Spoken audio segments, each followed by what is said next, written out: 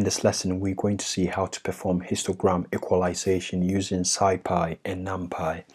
I'll import them. I'll start by saying import NumPy as NP, and then import SciPy.misc, and then math. Once that is done, I'm going to import our pill for loading our image. I'm going to say from pill import image like this. Once that is done, we go ahead to load our image. I'll say img equals image.open, and our images are in the images folder. We want to open lena512.bmp. It's already a grayscale image, so we need not convert it. Once that is done, we need image to be converted to an ND array, and we can use SciPy from image function to do this. So I'm going to say img1 equals SciPy.miscellaneous, then from image,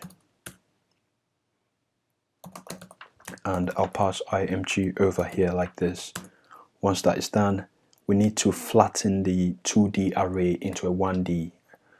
Remember, the image is a two-dimensional array, but we need to flatten it into a 1D array because our histogram function accepts 1D arrays as its input. So to do that, I'm going to say fl equals img1.flatten over here like this. Once that is done, we can pass it to our function. We're going to store the result. It's going to return hist and beans, and we're going to say np.histogram. We first compute the histogram, and then we pass in the input, and the second argument is the number of beans. We can start with 256, we'll change later, and the third argument is the range, the minimum and the maximum range we want, so from 0 through 255, all inclusive.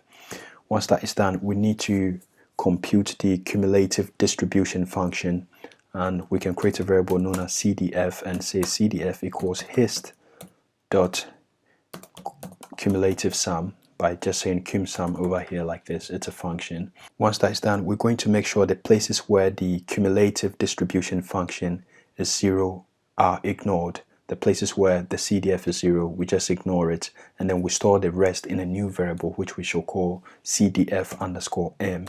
CDF_m like this, and I'm going to say np.ma.masked_equal, and then I'm going to pass CDF over here and then 0. Right.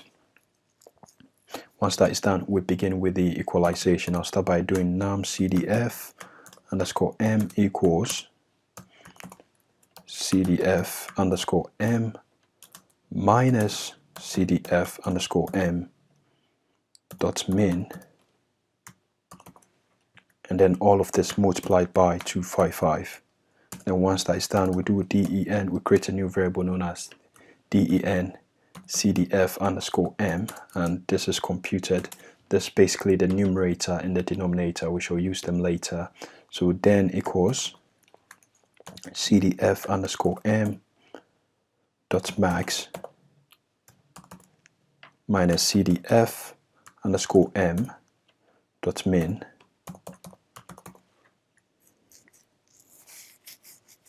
Once that is done, we say CDF_m equals numerator CDF_m divided by denominator CDF_m. And then we make sure the masked places are 0 by saying CDF equals np.ma dot field CDF_m, 0 like this, and then we typecast it to uint8. Once that is done, we assign the CDF values to the flattened array, the one-dimensional array. We can say im2 over here and say CDF, and then we can pass f1 over here, fl, which we declared earlier. So at this point, this is a one-dimensional array. We have to reshape it to a two-dimensional array, and we use the reshape function to do that. So I can come over here and say im3 equals numpy.reshape, and then I'm going to pass im2, comma, then im1.shape. And the reason we say im1.shape is because im1 is a two-dimensional array. When we first converted our image to an ND array, it started with a two-dimension over here. So im1 here is a two-dimension, but we flattened it and stored it to f1. So we're basically saying take im2 and then reshape it to the shape of im1, which is the original shape.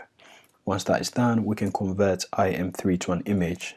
We can say im4 equals scipy.miscellaneous.toImage, and we pass im3 over here like this, and we can show the output by simply saying im4.show like this, and Control S to save and F5 to run. Let's see if we have any errors. Control S to save and F5 to run, and it's run perfectly. So this is the equalized image. Let's see the original image and compare it. This Lena 512, which one is this?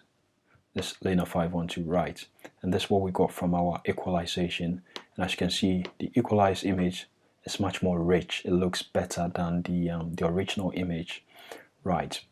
So that's all there is for this lesson. I would encourage you to experiment with other images from our images folder, and I would also encourage you to try to plot out the histogram of the input image as well as the equalized image. You should be able to do that, but if you're not able to do that, you can just send me a message.